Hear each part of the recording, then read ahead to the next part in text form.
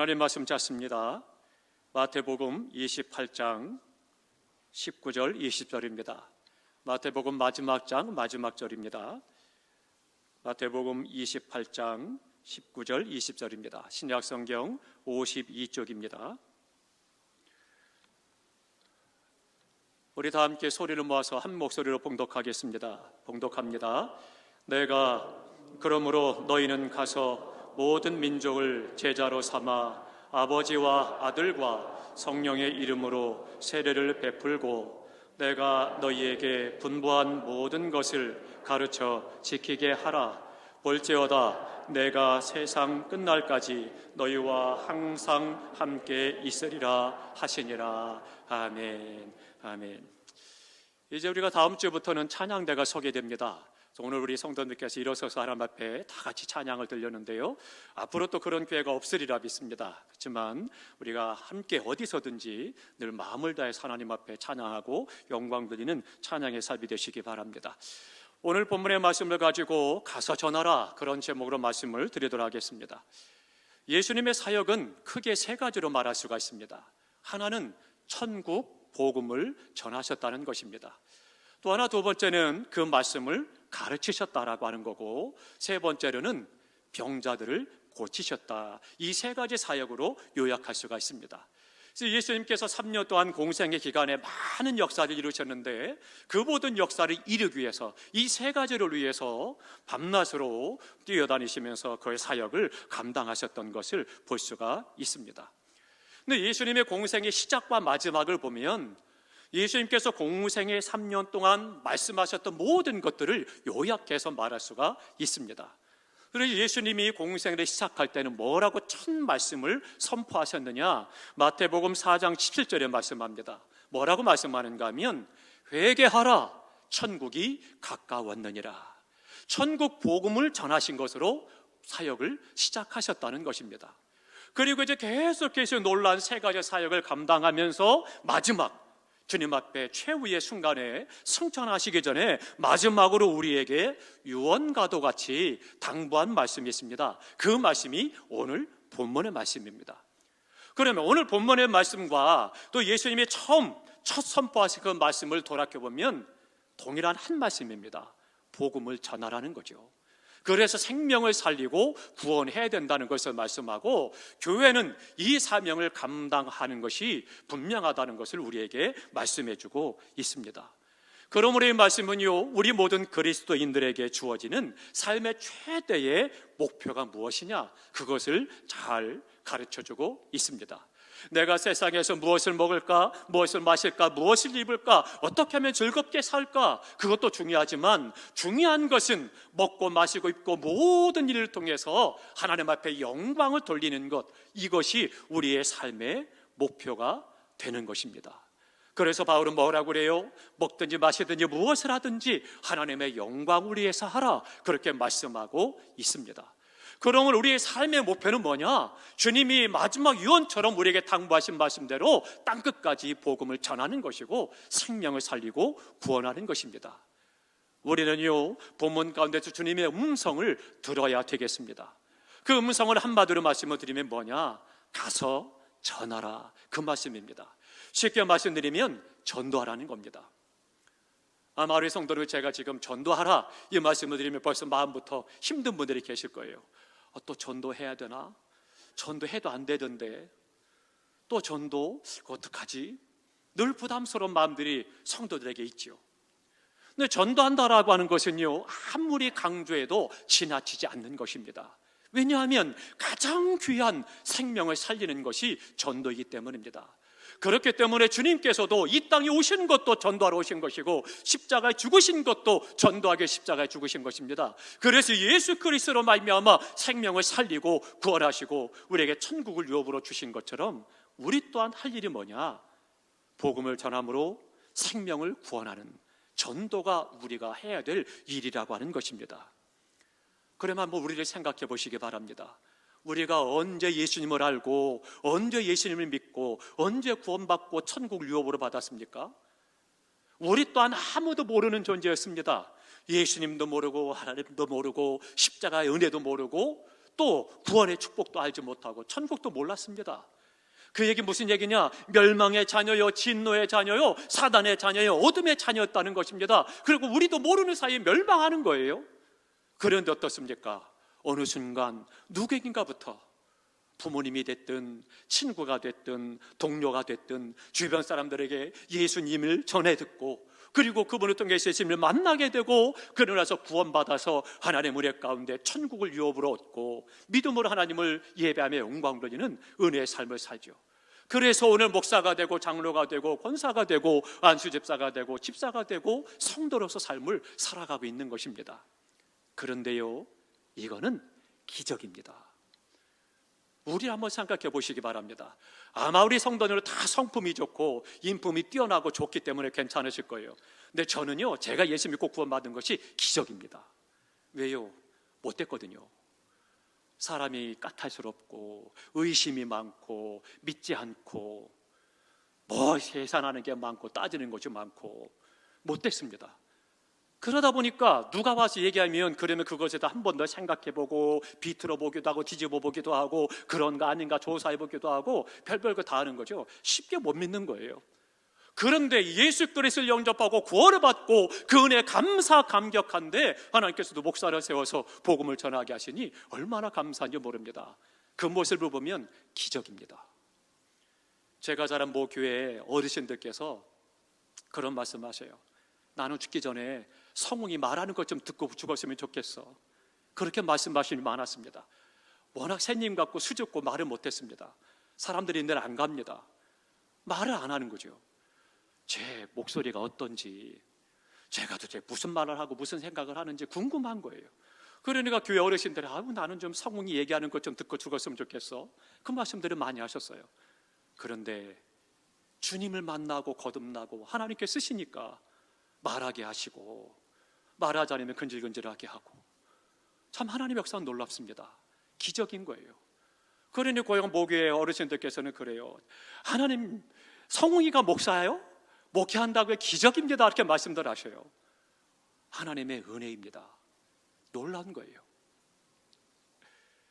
우리가 이 땅을 살아가면서 내가 예수를 만나 구원을 받고 직분을 받아 사명을 감당하고 하나님을 예배하고 하나님께 영광 돌린다, 기적이라고 하는 겁니다.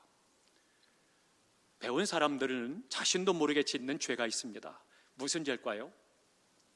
그 죄는 다른 거 아닙니다. 알면서도 모르는 사람에게 가르쳐주지 않는 것, 이건 죄입니다. 그러니까 세상의 지식인만이 아닙니다. 그 사람들이 마땅히 내가 아니까 가르쳐줘야 되는데 가르쳐주지 않는다? 그것은 직무유기가 되는 거예요. 죄가 된다라고 하는 거죠. 이것은 비단 지식인만이 아니라 먼저 믿은 우리 또한 마찬가지라고 하는 거죠. 그러니까 내가 예수를 믿어 구원받고 천국을 유업으로 받았음에도 불구하고 복음을 전하지 않는다라고 하는 것은 죄가 된다는 거죠. 그래서 주님께서 뭐라고 그래요? 멸망한 자들의 피를 너에게서 찾겠다라고 말씀하신 얘기예요. 내가 예수님을 전했는데 그가 안 받아들이는 것은 그의 책임이에요. 그러나 예수 그리스도 복음을 전하지 않아서 그 사람이 예수님의 복음을 듣지 못해서 멸망하면 그것은 내 책임이라는 거예요. 그 사람의 핏값을 우리에게서 찾겠다라고 말씀하는 거예요. 얼마나 두렵습니까? 무서운 이야기죠. 주님께서 우리를 구원하게 십자가에 죽으셨으니 그 귀한 몸을 깨뜨려 보혈을 흘리셨으니 우리에게 요구하는 거죠. 사랑하는 성도 여러분, 우리가 알면서도 불구하고 전하지 않는다라면 하나님 앞에 부끄러움을 면치 못하게 되는 것이죠. 내 가족, 내 이웃을 그냥 둔다라면 결국은 멸망하고 지옥에 갈 것을 알면서도 전하지 않는다? 생각을 해봐야죠.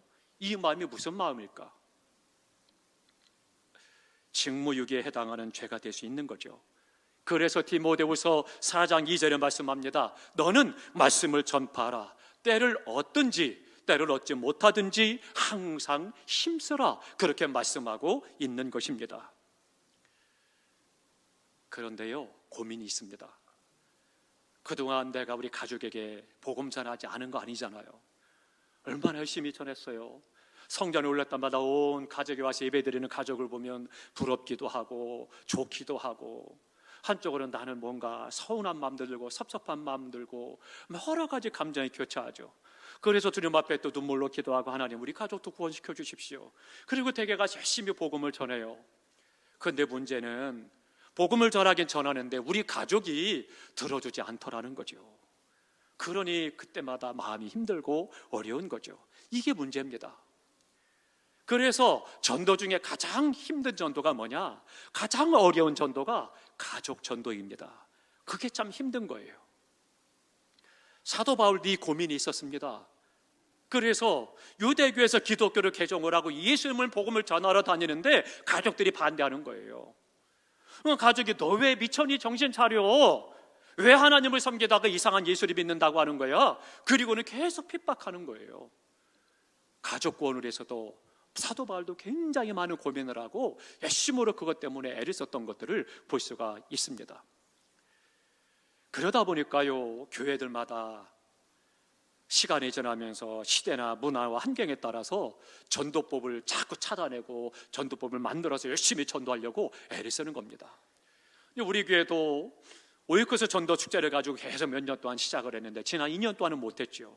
이제 올해 오늘부터 선포식 하고 이제 시작을 할 겁니다. 근데 우리가 전도하는 데서 다양한 방법이 있는데 문제는 왜 우리가 오이코스 전도를 하려고 하느냐는 거죠. 방법이 없어요. 예전에는 어떻습니까? 길을 가다도 전도제를 주면 사람들이 받아들고 읽기도 하고 뭐 때로는 간혹 버리는 사람이 있어도 받아들었잖아요. 그리고 또 우리가 피켓을 들고 나가다라든지 예수 전담부 신주역 이야기하면 듣는 사람도 있고 성전에 나와 구원받는 사람도 있었습니다. 지금은 어때요? 전철역이나 버스터미널이나 그런 데 가서 우리가 피켓 들고 복음을 전하면 사람들이 뭐라 그래요? 욕을 하잖아요. 참 힘든 거예요. 그러다 보니까 오히려 그런 전도 방법 가지고는 복음을 전하는데 문이 막히는 안타까운 일들이 더 많이 일어나는 거죠. 그러니까 어떻게 하면 또 복음을 전할 수 있을까 고민하는 거예요. 이제는 어때요? 아파트 단지 집들마다 가가고 쫓아다니면서 벨을 누르고 복음을 전했죠. 그때는 어때요? 벨룸에 다 문을 열었습니다. 그래서 문을 열고 이야기하면 됐다고 문 닫는 사람도 있고 때로는 욕하는 사람도 있고 어떤 사람 그러냐고 나도 가겠다고 하는 사람도 있고 어쨌든 복음을 전할 수 있는 기회가 많이 있었습니다. 지금은 어떻습니까? 쉽게 복음을 전하지 못해요. 아파트 단지에 가면 어떻습니까? 입구에서부터 막히는 거죠. 어찌어찌 해가지고 그래 들어가서 전도제를 꽂으면 뭐라 그래요? 금방 방송이 나죠. 잡상인 나가세요. 참 안타까운 때입니다. 복음을 전하기가 이래저래 어려운 때예요. 또 우리가 코로나 때문에 어떻습니까? 교회가 마치 코로나 은사인 것처럼 오해를 하게 하고 온갖 비난의 화살에 교회로 들게 되고 그러다 보니까 우리가 복음을 전할 때 오히려 더 위축되게 만들고 어렵잖아요. 참 힘든 때입니다. 그러다 보니까 방법이 없는 거예요. 어떻게 해야 되느냐? 나와 관계 있는 사람들에게 복음을 전할 수밖에 없는 그런 상황이 되는 거죠. 오이코스 전도 방법이 그런 방법입니다. 관계 전도예요. 그래서 내가 다른 사람과 관계를 맺고 그리고 그 사람을 잘 이끌어서 전도하는 거예요. 그러니까 내 주변의 지인뿐만 아니라 내 주변의 성령의 감동하심에 따라 복음을 전해야 될 사람들을 미리 만나는 거예요. 만나서 교제하고 관계를 맺어가는 거예요. 그러면서 그 영혼 구원을 위해서 노력을 하게 되는 거죠. 이 전도 방법이 그래도 가장 지금 시대에 필요하다. 그리고 할 수 있다. 그런 부분에 대해서 이야기하고 우리 한국교회가 많이 이 전도법을 통해서 열심히 복음을 증거하고 있습니다. 우리도 이제 오늘부터 시작을 해서 10월까지 오이코스 전도를 진행할 텐데요. 우리의 성도들 부담 갖지 마시기 바랍니다. 불편해하지 마시기 바랍니다. 관심도 많이 가지시기 바랍니다. 하자는 대로만 쭉 순종하며 살아가면 우리 안에 성령께서 허락하신 은혜 가운데서 기쁘고 즐겁게 복음을 전할 수 있을 것이고 열매가 맺어진 은혜를 경험하게 될 것입니다.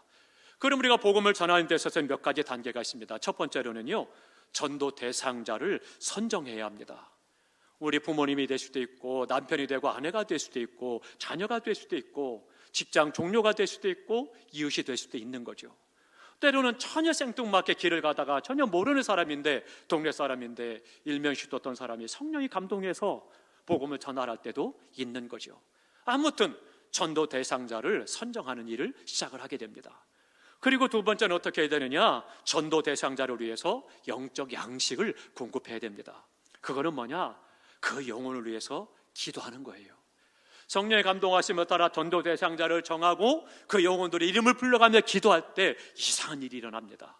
어떤 일이 일어나느냐? 그냥 뭉뚱그려서 하나님 나 전도할 수 있게 해주세요, 그것이 아니고 하나님 성성이 구원받아야 됩니다. 정혼을 구원해 주십시오. 성성은 그 이름을 불리며 기도할 때는 어떻게 되느냐? 내 마음속에 성령이 역사하셔요. 그 영혼에 대한 사랑하는 마음이 뜨거워지는 거예요. 그 영혼이 불쌍해지기 시작을 하고 그 영혼에 대해서 관심을 갖게 되고 그래 예수님의 마음과 심장이 우리 안에서 역사하게 되는 거예요. 그래서 그 영혼에 대한 뜨거운 마음, 사랑의 마음, 관심들이 일어나게 됩니다. 그래서 전도할 때 가장 중요한 것이 그거예요. 기도해야 된다는 거죠.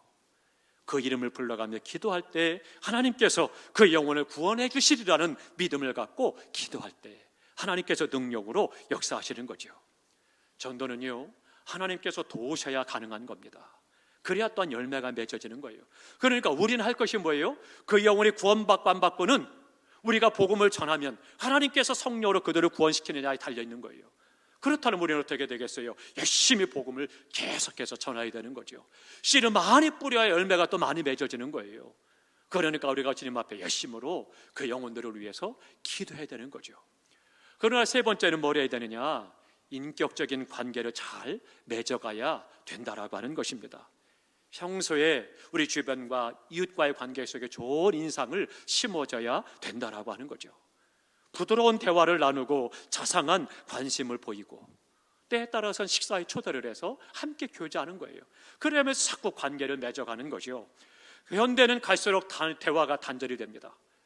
그러다 보니까 심지어는 부부간에도 대화가 단절된 가정도 있습니다. 중간에 낀 자녀들을 이용을 하죠. 얘야 아빠 뭐 밥 먹으라고 그래라. 가서 이야기합니다. 아빠 밥 먹으래요. 가서 안 먹는다고 전해라. 엄마 아빠 안 먹는다는데요. 참 기이한 일들이 가정에서 벌어지는 거죠. 안타까운 일입니다. 근데 실제로 일어난 그런 일들이죠. 뭐 그러나 화해하면 금방 풀어지긴 하겠지만, 그러나 남편과 아내가 마음을 터놓고 얘기할 수 없다? 참 안타까운 일입니다. 부모와 자녀 간에도 마찬가지고 친구 간에도 마찬가지고 부담스러워서 말을 못한다? 생각을 나누지 못하고 사상을 나누지 못한다? 특별히 그의 생명이 달렸는데 복음을 전하지 못한다? 문제가 심각한 거죠. 그렇기 때문에 우리가 이 어려운 때일수록 관계를 잘 맺어서 그 안에서 우리가 복음을 증거할 수 있는 기회를 만드는 것이 중요하다라고 하는 거죠. 그래서 인격적인 관계를 잘 맺어가야 되는 거죠. 그러니까 가정에서도 믿는 자로서 본이 돼야 되고 이웃과의 관계 속에서도 덕을 끼치면서 배려하면서 좋은 관계를 유지해 나가고 그러면서 복음을 전할 기회를 만들어가는 거죠. 전도하다 보면 기독교에 대한 편견을 가지고 있거나 기독교를 비방하는 분들을 만나기도 합니다.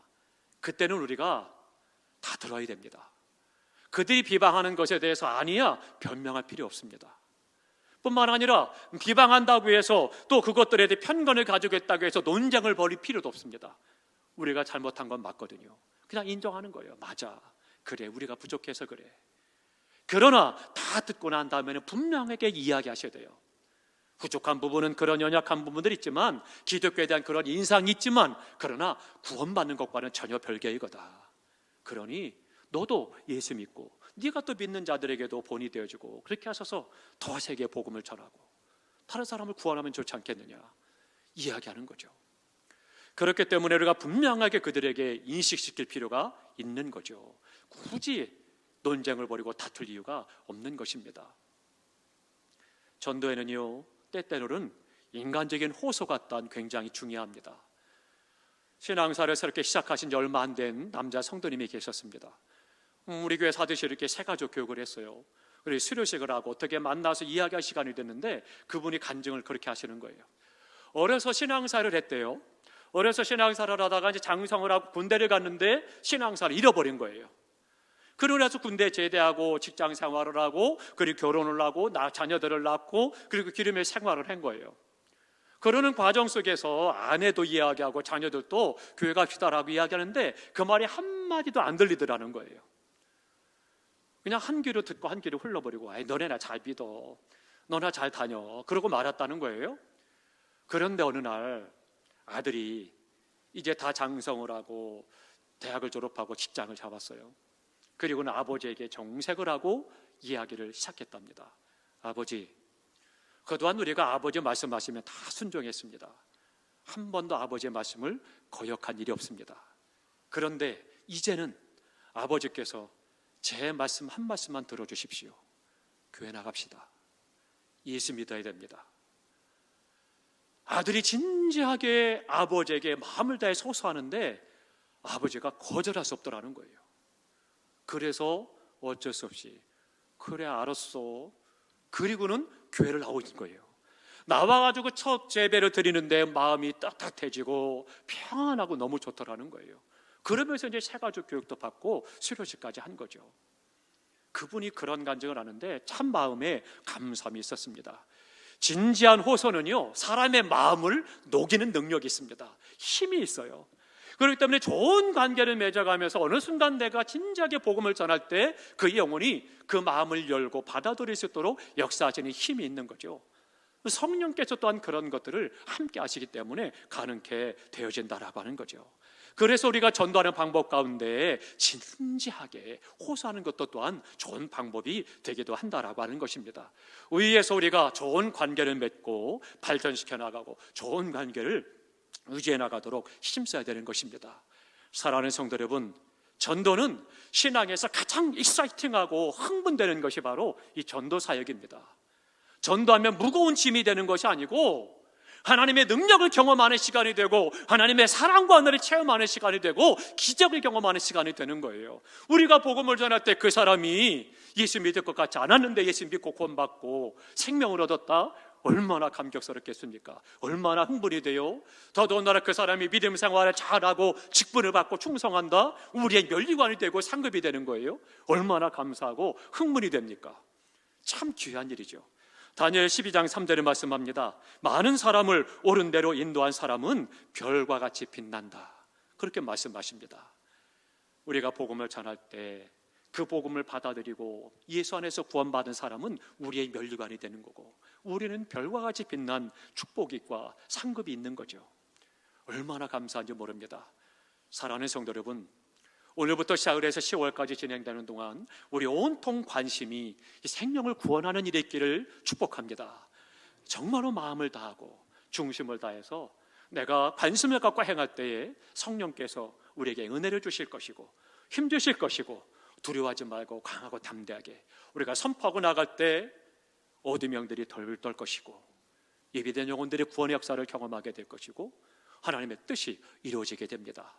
주님께서 이 땅에 교회를 세우신 것은요, 다른 어떤 것보다도 생명을 살리기 위해서 교회를 세운 거예요. 구원을 위해서입니다. 가장 큰 사명을 우리가 감당하지 못하고 우리 좋은 대로 행한다면 주님 앞에 부끄러움을 당할 것입니다.